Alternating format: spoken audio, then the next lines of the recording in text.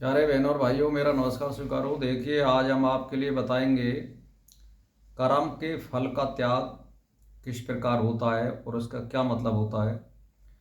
तो आज का जो विषय है वो केवल त्याग का है, यानी कर्म फल का त्याग। तो देखिए, हम जो भी अभ्यास करते हैं,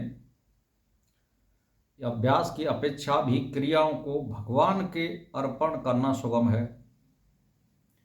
कारण कि अभ्यास तो नया काम है जो करना पड़ता है, पर कर्म करने का स्वभाव पड़ा हुआ होने से कर्म स्वतः होते हैं। इस लौकिक पारमार्थिक सभी कर्मों को भगवान के अर्पण करने से मनुष्य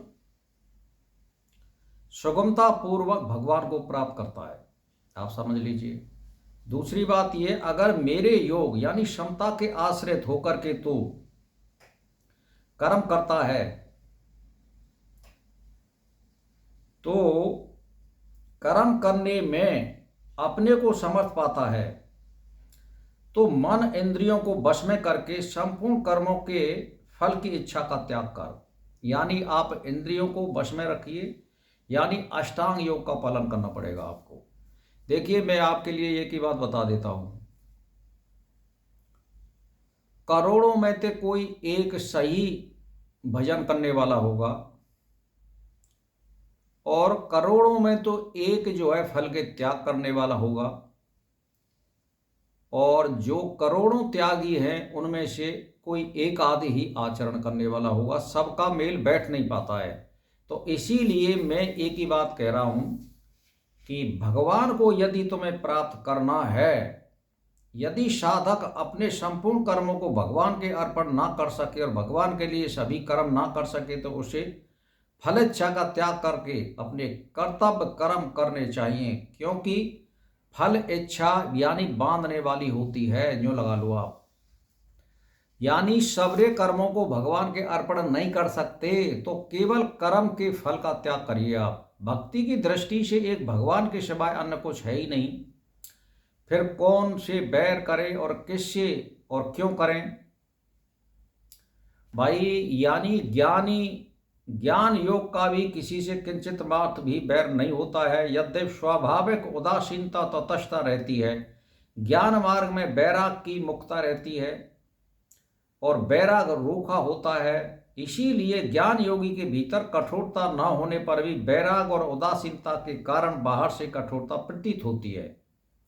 तो प्रत्येक साधक के लिए निर्मम और निरहंकार या निरअहंकारी होना बहुत आवश्यक है। इसीलिए भगवान कहते हैं कि भाई, ज्ञान योग, भक्ति योग और कर्म योग तीनों ही, यानी योग मार्ग में निर्मम निरहंकार यानी निरअहंकार होने की बात कही है। कारण कि वास्तव में हमारा स्वरूप निर्मम निरहंकार है। भगवान में ज्ञान की भूख तो नहीं है, पर प्रेम की भूख अवश्य होती है। कारण कि प्रेम प्रति क्षण वर्धमान है और ज्ञान नहीं। इसीलिए भगवान कहते हैं कि मुझ में अर्पित मन बुद्धि वाला भक्त मुझे प्रिय है। अब आप समझ लीजिए। तो मेरा कहने का जो मतलब है आप उसको समझ लीजिए कि जिसमें कोई भी प्राणी उद्विग्न यानी क्षुब्ध नहीं होता है, जो स्वयं भी किसी प्राणी से उद्विग्न नहीं होता है, जो हर्ष शोक भय ऐश्वर्य हलचल आदि से रहित है, वह मुझे प्रिय है। यानी सुख दुख में आप अपने मन को कुंठित मत करिए, और कोई चीज अगर मिल जाती है तो उसमें ज्यादा हर्षित मत होजिए।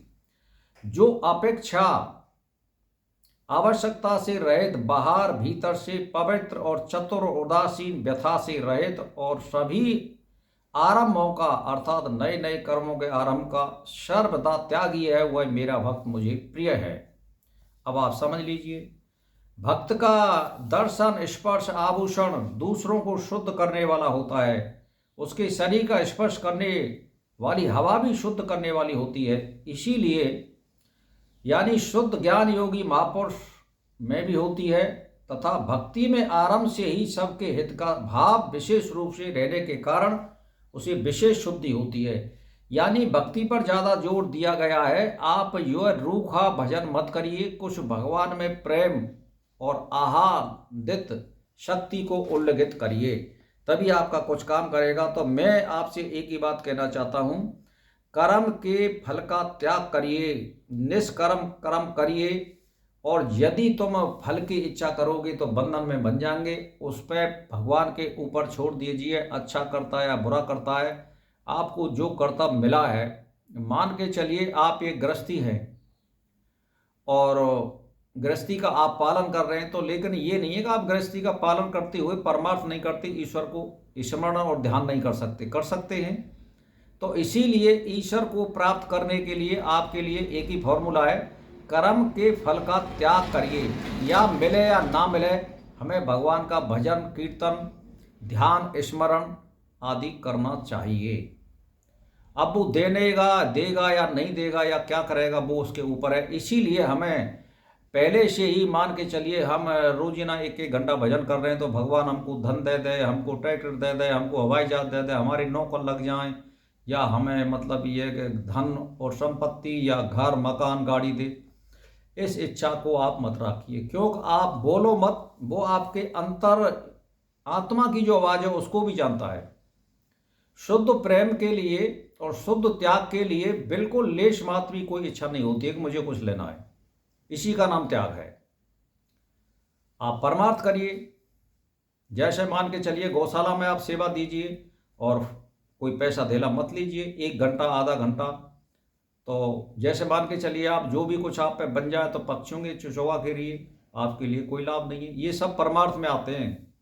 तो भाई और बहनों, आप करिए भजन, लेकिन फल की इच्छा मत करिए, तब आपको सब कुछ मिलेगा और आनंद और सुगमता होगी और भगवान की प्राप्ति होगी और आत्म साक्षात्कार भी होगा, आप में ज्ञान भी बढ़ेगा और आपकी मुक्ति भी होगी, सब कर्म होंगे। लेकिन कर्म का त्याग करिए, बस यही उद्देश्य है आज के वीडियो बनाने का। इसीलिए आज मेरा नमस्कार स्वीकारो।